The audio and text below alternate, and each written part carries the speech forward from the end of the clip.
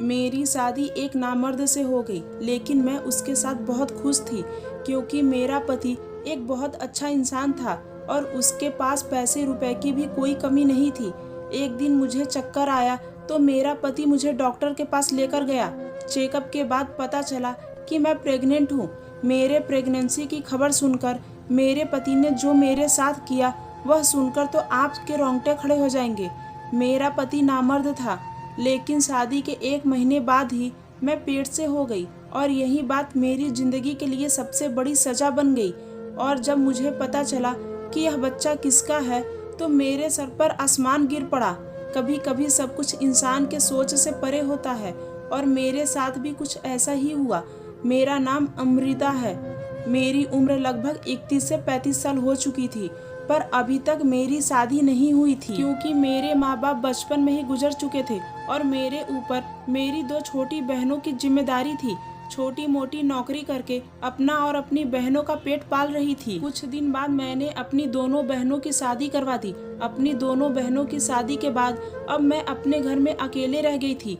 माँ बाप का साया तो बहुत पहले ही छूट गया था और अब तो मेरी बहनें भी पराई हो चुकी थी। अकेलेपन की वजह से अब मुझे भी किसी के साथ की जरूरत थी। मुझे अपनी जिंदगी में ऐसे साथी की जरूरत महसूस होती जो मेरी तन्हाई को दूर कर मेरी जिंदगी को खुशियों से भर दे, पर मेरे घर में कोई था ही नहीं और मेरी उम्र ज्यादा होने की वजह से मेरे लिए कोई रिश्ता भी नहीं आते। मेरे दिन कुछ यूं ही गुजर रहे थे कि एक दिन हुआ कुछ यूं कि एक दिन मैं बाजार गई थी तो वहाँ मेरी बहुत पुरानी सहेली मिल गई। हम दोनों एक दूसरे से बहुत दिन बाद मिले थे। उसकी शादी हो चुकी थी और उसके बच्चे भी हो गए थे। उसने अचानक मेरी शादी के बारे में पूछा तो मैंने उसे सब कुछ बता दिया। बातों ही बातों में उसने मुझे बताया कि उसका एक भाई है जिसकी उम्र लगभग 38 साल के करीब हो गई है। उनकी शादी हुई थी पर उनकी पत्नी इसलिए उन्हें छोड़कर चली गई क्योंकि उसका भाई अपनी पत्नी को औलाद की खुशी नहीं दे सकता था। मेरी सहेली के घर में पैसे रुपए की कोई कमी नहीं थी, बस एक कमी थी तो उसके भाई में कि वो औलाद पैदा नहीं कर सकता था। अभी वह मुझसे यही सब बातें बता रही थी कि मेरे मुंह से अचानक निकल गया कि तुम अपने भाई की शादी मुझसे करवा दो और मैं तुमसे वादा करती हूँ कि कभी भी मैं तुम्हारे भाई को छोड़कर नहीं जाऊंगी और ना ही उन्हें किसी बात के ताने दूंगी। मेरी बातें सुनकर मेरी दोस्त हैरान हो गई। उसने कहा, इतनी बड़ी सच्चाई जानते हुए भी कि मेरा भाई कभी बाप नहीं बन सकता, तब भी तुम उससे शादी करने को तैयार हो। मैंने उससे कहा कि इस तरह अकेले जीने से तो अच्छा है कि मैं तुम्हारे भाई का सहारा बन जाऊं और वो मेरा सहारा। आखिर मैं कब तक अकेले रहूंगी? मेरा हाल तो ऐसा है कि अगर मैं मर जाऊं तो किसी को कानों कान तक खबर नहीं होगी। मेरी सहेली मेरा यह फैसला सुनकर तो बहुत खुश हुई क्योंकि उसके घर में भी किसी औरत की जरूरत थी। उसकी माँ बहुत पहले ही गुजर चुकी थी। उसका भाई अपने बूढ़े बाप के साथ रहता है। उसने कहा, ठीक है, मैं यह बात अपने भाई से पूछकर बताऊंगी। वैसे तुम इस शादी को पक्का ही समझो क्योंकि मेरे भैया को तुम्हारे ही जैसी किसी साथी की जरूरत है। 1 से 2 दिन गुजरने के बाद मेरी सहेली मेरे घर आई और वो बहुत खुश थी। उसने कहा, भैया इस शादी के लिए तैयार हैं, पर उनकी एक शर्त है। मैंने घबराकर पूछा, क्या शर्त है? उसने कहा, बस यही कि उसका भाई ये चाहता है दुनिया को उसके नामर्द होने की बात कभी पता न चले। मैंने कहा, बस इतनी सी बात, तुम और तुम्हारे भाई इस बात के लिए बेफिक्र रहो। मैं भला क्यों दुनिया को बताने जाऊंगी कि मेरा पति नामर्द है। अगले कुछ दिनों में मेरी और मनीष की शादी बड़े धूमधाम से हुई। लोग तो ये देखकर हैरान थे कि एक अकेली लड़की का कैसे इतना अच्छा रिश्ता मिल गया। मैंने यह बात अपनी बहनों को भी नहीं बताई थी कि मेरा पति नामर्द है। मेरे पति का यह राज मेरे सीने में दफन होकर रह गया था। मैं दुल्हन बनकर मनीष के घर गई तो यह देखकर हैरान थी कि मनीष का घर एक तो आलीशान बंगला था। मैं अपनी शादी से बहुत खुश थी क्योंकि मैं तो सपने में भी नहीं सोची थी इतने अच्छे घर में मेरी शादी होगी।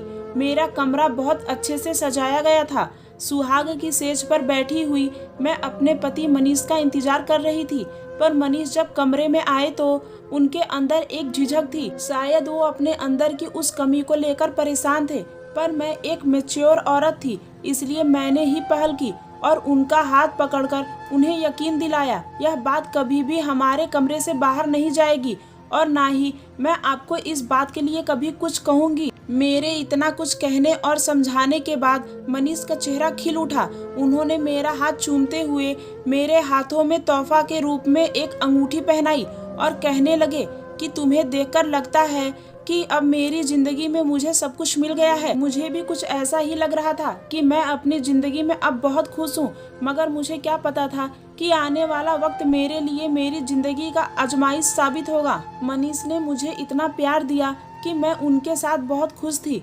मनीष ने मुझे अपनी पहली पत्नी के बारे में सब कुछ बताया। उन्होंने बताया कि जब काफी दिनों तक उन्हें बच्चा पैदा नहीं हुआ तो डॉक्टर को दिखाया गया, तो डॉक्टर ने मनीष में ही बहुत सी कमियां बताई। और जब यह बात मनीष की पहली पत्नी को पता चली कि वो कभी बाप नहीं बन सकते, तो वो उन्हें छोड़कर चली गई। मनीष ने बताया कि दूसरी शादी के बारे में उन्होंने इसलिए नहीं सोचा कि दूसरी पत्नी भी अगर मुझे छोड़कर चली जाएगी तो मुझे यह सदमा बर्दाश्त नहीं होगा। लेकिन मैंने सब कुछ जानते हुए भी इनसे शादी की ख्वाहिश का इजहार किया था, इसलिए इन्होंने मुझसे शादी की। मेरे दिल में भी बच्चे की तमन्ना थी, पर मुझे यह बात बहुत अच्छी तरीके से पता थी कि मेरा पति मुझे औलाद नहीं दे सकता, इसलिए मैंने औलाद की ख्वाहिश को अंदर ही मार दिया था और मनीष को यकीन दिलाया कि मैं आपसे कभी बच्चे की ख्वाहिश नहीं रखूंगी। हर गुजरते दिन के साथ मैं मनीष के घर में अपनी जगह बनाती जा रही थी। मैं मनीष और उनके पिता की खूब सेवा करती। शाम के वक्त हम सब एक साथ बैठकर चाय पीते। मनीष को ऑफिस से आने में लेट हो जाता, इसलिए मुझे बोरियत महसूस होती, तो मैं अपने ससुर जी से बातें करती। उनका भी दिल बहल जाता और मेरा भी वक्त गुजर जाता। मेरी शादी को 3 से 4 महीने गुजर चुके थे, पर कुछ दिनों से मुझे महसूस हो रहा था कि मेरी तबीयत कुछ ठीक नहीं है। एक दिन हम सब खाने की टेबल पर बैठे हुए थे, तभी अचानक मुझे चक्कर सा आया और मैं गिरते गिरते बची। मेरी हालत देखकर मनीष ने मुझसे कहने लगता है, तुम बहुत कमजोर हो गई हो, अपने खाने पीने का तो ख्याल रखती नहीं हो। ठीक है, खाना खाने के बाद हम तुम्हें डॉक्टर के पास लेकर चलेंगे, ताकि तुम्हें डॉक्टर कुछ ताकत की दवाइयाँ दे दे कि तुम खाना अच्छी तरीके से खाने लगो और तुम्हारे अंदर की कमजोरी भी दूर हो जाए। डॉक्टर के पास नहीं जाना चाहती थी, पर मनीष ने मेरी एक न सुनी। ऑफिस जाने के बजाय वो मुझे डॉक्टर के पास लेकर चले गए। डॉक्टर ने मेरा चेकअप किया और चेकअप करने के बाद डॉक्टर ने जो बात बताई उसे सुनकर तो हम दोनों पति पत्नी सन्न रह गए। डॉक्टर ने बड़ी खुश होकर यह खबर सुनाई थी, पर यह खबर सुनते ही हम दोनों के चेहरे की हवाइयाँ उड़ गई। मैं और मनीष बहुत ही अजीब नज़रों से एक दूसरे को देखने लगे, क्योंकि मुझे और मनीष को यह बात बहुत अच्छी तरीके से पता था कि मनीष कभी बाप नहीं बन सकते। तो फिर यह बच्चा किसका है? आखिर मैं प्रेग्नेंट कैसे हुई? डॉक्टर के हाथ से मनीष ने रिपोर्ट ली और बिना कुछ कहे बाजू से मुझे पकड़कर गाड़ी तक ले आए और इतनी तेज रफ्तार में गाड़ी चलाए कि मेरी चीख निकल गई। मुझे भी कुछ समझ में नहीं आ रहा था कि आखिर हो क्या रहा है। हम दोनों घर पहुँचे तो मेरे ससुर जी हमारे इंतजार में बाहर बैठे हुए थे। हम दोनों को घर आता हुआ देख फिक्रमंदी से पूछने लगे, अब बहू की तबीयत कैसी है? डॉक्टर ने क्या कहा है? मनीष के गुस्से का पारा हाई था।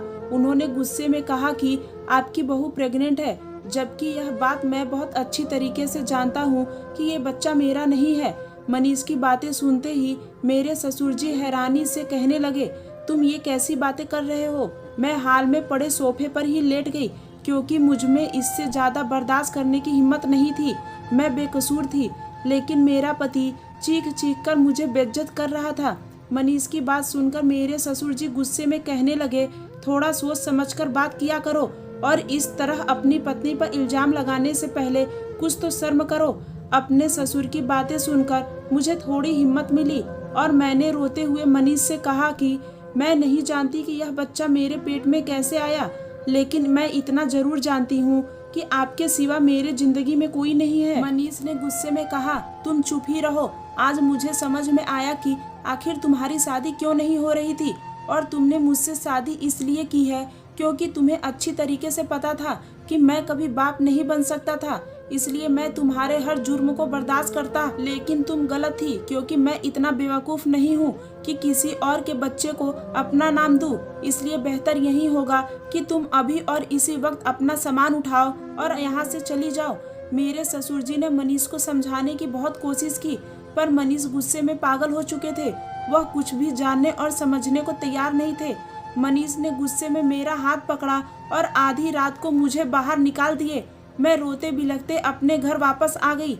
मेरा और मनीष का रिश्ता जहाँ से शुरू हुआ था शायद वहीं पर खत्म होने वाला था। यह सब सोचते सोचते मेरी तबीयत बिगड़ रही थी, पर मुझे अभी भी मनीष की परवाह थी क्योंकि मैं उनसे बहुत प्यार करती थी। मैं सारी रात रोते ही रह गई और रोते रोते ना जाने कब मेरी आंख लग गई। मुझे पता नहीं चला। मेरी आंख उस वक्त खुली जब दरवाजे पर दस्तक हुई। मैंने दरवाजा खोला तो सामने मेरी ननद खड़ी थी। मैं रोते हुए उसके गले लग गई। रोते रोते मैं उससे कह रही थी कि मैं बेकसूर हूँ और मुझे नहीं पता कि यह बच्चा मेरे पेट में कैसे आया। मेरी सहेली जो कि मेरी ननद भी थी, वह मुझे समझाते हुए कहने लगी, तुम चिंता मत करो, सब कुछ ठीक हो जाएगा। मेरी सहेली मुझे समझा बुझाकर चली गई। मुझे अपनी सहेली की बात पर बिल्कुल भी यकीन नहीं था। आखिर यह सब वो कैसे ठीक कर सकती थी। बहुत सोचने विचारने के बाद मेरे दिमाग में यह बात आई कि कहीं मेरे ससुर ने तो मेरे साथ कुछ गलत नहीं किया, क्योंकि शादी के बाद मेरी जिंदगी में मनीष के अलावा अगर कोई मर्द था तो वो मेरे ससुर जी थे। पूरे दिन रात वहीं मेरे साथ रहते थे। मनीष तो ऑफिस से घर आने में कभी कभी रात के 11 बजा देते थे। रात का खाना खाने के बाद मैं अपने कमरे में जाकर सो जाती थी तो मेरे ससुर जी कहीं मेरे साथ। यह सब सोचते ही मेरे रोंगटे खड़े हो जाते। उनका मेरे ऊपर प्यार जताना और हद से ज्यादा ख्याल रखना आज मुझे खटक रहा था। इसी सोच विचार के साथ किसी तरह मैंने एक हफ्ता गुजार दिया और हर गुजरते दिन मैं भगवान से बस यही दुआ करती कि भगवान मुझे बेकसूर साबित कर दो और मैं अपने पति के साथ दोबारा अपनी जिंदगी शुरू कर सकूं। मेरी दोनों बहनें अपनी जिंदगी में ऐसे मग्न थी कि उन्हें मेरी जरा भी परवाह नहीं थी, जबकि मैंने उन्हें माँ बाप की तरह पाला था। एक हफ्ते के बाद मेरी ननद मेरे पति मनीष के साथ मुझे लेने के लिए मेरे घर आई। मनीष को दरवाजे पर देखकर मैं हैरान रह गई। मुझे कुछ समझ में नहीं आ रहा था कि आखिर मनीष मुझे लेने कैसे आ गए, लेकिन मेरे लिए तो बस इतना ही काफी था कि मुझे दोबारा मनीष की जिंदगी में शामिल होने का मौका मिल रहा था। मैं बिना कुछ पूछे उन दोनों के साथ गाड़ी में जाकर बैठ गई, पर घर पहुंची तो मैंने देखा घर को बहुत अच्छी तरीके से सजाया गया था और मेरे ससुर जी ने बहुत खुशी मन से मेरा स्वागत किया। यह सब देखकर मैं हैरान थी कि आखिर यह सब हो क्या रहा है। मेरी सहेली ने बड़े प्यार से मुझे गले लगाया और मुझसे कहने लगी, तुम्हारा बहुत बहुत शुक्रिया कि तुमने मुझे बुआ बनने का मौका दिया। मैंने हैरत से एक नज़र मनीष पर डाली तो मनीष सिर झुकाए शर्मिंदगी से खड़े थे। मेरी सहेली यानी कि मेरी ननद सारा सच मुझे बताने लगी। उसने बताया कि पापा को तुम्हारे ऊपर विश्वास था कि तुम एक अच्छी लड़की हो, तुम कभी भी कोई गलत काम नहीं कर सकती। यह सब जानने समझने के बाद भैया फिर दोबारा उसी लेडी डॉक्टर के पास गए जिसने पहले कभी उन्हें बताया था कि वह कभी बाप नहीं बन सकते। लेडी डॉक्टर भैया को देखते ही पहचान गई, पर जब भैया ने उन्हें बताया कि मेरी दूसरी पत्नी प्रेग्नेंट है तो लेडी डॉक्टर ने भाई को एक ऐसा सच बताया जिसे सुनकर उनके सर पर आसमान गिर पड़ा। उस लेडी डॉक्टर ने बताया कि भाई के अंदर कोई कमी नहीं थी, उनकी पहली पत्नी ही भाई के साथ रहना नहीं चाहती थी, इसलिए वो ऐसी दवाइयाँ इस्तेमाल करती कि वो कभी प्रेग्नेंट ना हो और भाई पर नामर्द होने का झूठा इल्जाम लगाकर इनसे छुटकारा पाना चाहती थी। इसलिए वह पैसे के दम पर डॉक्टर से भाई की झूठी रिपोर्ट बनवाई कि भाई को लगे कि वह कभी बाप नहीं बन सकते। यह सब होने के बाद वह दिन रात भाई को नामर्द होने का ताना देती, इसलिए तंग आकर भाई ने खुद ही उस औरत को तलाक दे दी।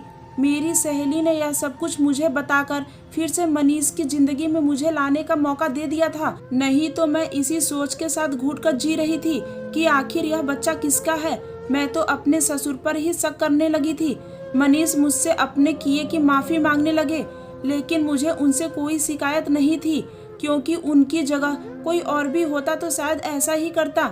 मेरे घर आने की खुशी में मैंने और मनीष ने मिलकर केक काटा था और मेरे ससुर और मेरी सहेली ने हमारे अपने होने का फर्ज निभाया था। मेरे ससुर ने मेरे सर पर हाथ रखकर मुझे बहुत सारी दुआएं दी, पर मैं दिल ही दिल में शर्मिंदगी महसूस कर रही थी कि कुछ लम्हों के लिए ही सही मैंने अपने ससुर के ऊपर शक किया। हमारे रिश्ते कितने नाजुक होते हैं, जिन्हें बहुत प्यार से संभाल कर रखना पड़ता है। कभी कभी इंसान की मामूली सी गलती से हमारे रिश्ते शीशे की तरह टूटकर बिखर जाते हैं। अगर कहानी अच्छी लगी हो तो प्लीज़ मेरे चैनल को सब्सक्राइब, वीडियो को एक लाइक ज़रूर करें। धन्यवाद दोस्तों।